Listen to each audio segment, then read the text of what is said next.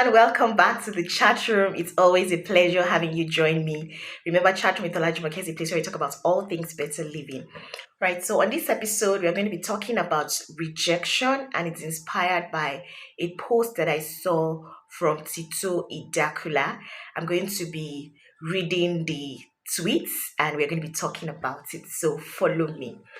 All right, so she was talking about her son here. She says Joshua is the social butterfly of the family. He enters a new space and immediately makes himself comfortable. He'll walk up to strangers and shout, "Hi guys," then proceed to play. He has no shyness in him and has parents who are constantly trying to teach him boundaries. Anyway, on this particular day, they go to the playground and some older teenage boys were playing in the football area. Joshua wanted to play with them, so he immediately ran into the space and picked up the ball ready to throw. He didn't care that they were practicing in teams. Of course, the boys weren't keen on their game being interrupted and immediately told him to drop the ball. This is the point I would have gone to grab my son out of the space because embarrassment as a protective mommy bear. But what happened next? Right? Every mom is going to do that. I don't want them to embarrass my child. They don't want him to play with them. You just drag the child out of it. Right? So she says, according to her husband, Joshua wasn't discouraged. Instead, he stood by the entrance of the pitch, continued to watch the boys play, continued to watch the boys playing, cheering them on and clapping as they played or scored. When they kicked the ball out of the pitch, he ran to get the ball and became their ball boy. My husband said the older boys eventually warmed up to him, patting him on the head and giving him high fives. They didn't let him play as they were actually practicing for a match, but they appreciated him whenever he got the ball. And when Joshua got tired, he left. No hard feelings. And so, as they discussed, as she and her husband discussed about what had happened at the park, it just showed that the boy had a pure heart, resilience, and ability to just find a way when he wants something. And, she now says that she starts to reflect on her life. She said that I thought about how I spent so much time hesitating to make a move. I thought about the insecurities that have made me hold back from pursuing opportunities or even new relationships. I thought about how the fear of rejection has hindered me. And I just wished I had the innocence of my son and pray that even when rejections come, I won't let them discourage me, that I would find alternatives and creative ways around them. This happened at a time when I was getting a lot of rejection emails and feeling a bit lost. So, when I saw this post actually inspired me. You know how we learn a lot from children. If we had a heart like children, this world would have been a better place, right? So this boy Joshua, as we have read in the story, he wasn't discouraged by the rejection he got from the teenage boys, from the older boys. Instead, he stayed there.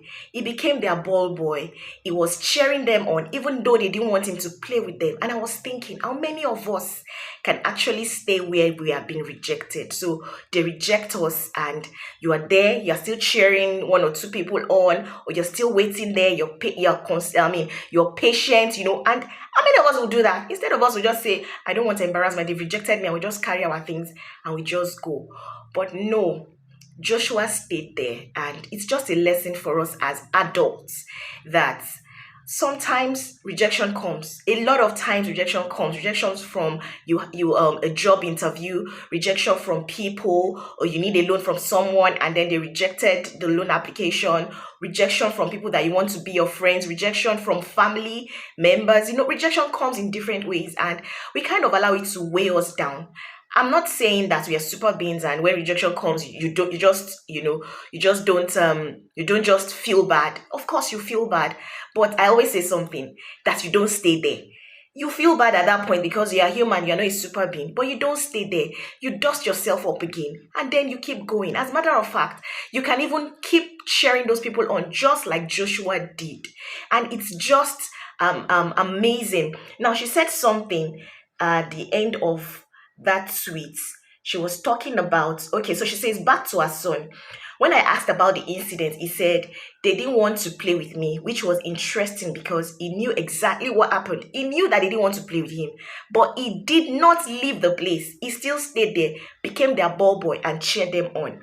Right. So, and when I asked why he didn't go play somewhere else, he just simply shrugged. Like, it doesn't matter. Could matter is part of life. So, can you just sometimes rejection is part of life. We move. Can you have that? Can you have that? We move. It's part of life. Can you not just stay there and say they rejected me and then you create a pity party for yourself? If you've been feeling rejected, disappointed, tired, or weary, try Joshua's approach and ask, what else can I do in this situation? Do I just lick my wounds or can I find a way to make the best of this? There is always an option and a choice.